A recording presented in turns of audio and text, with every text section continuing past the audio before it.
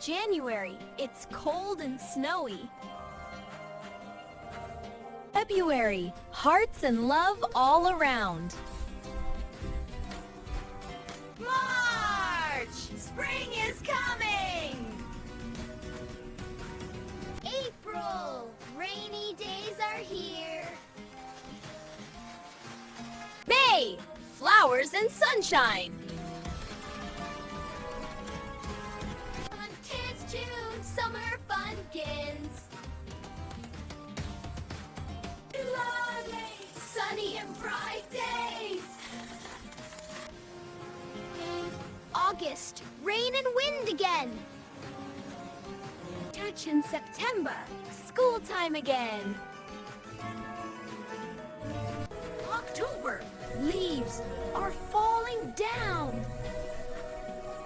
November, cool wind and cozy days. December, Christmas and snow again. Yay! We learned all 12 months of the year. Great job, kids! Hey friends, Coffin, do you like fun songs, stories, and learning with me?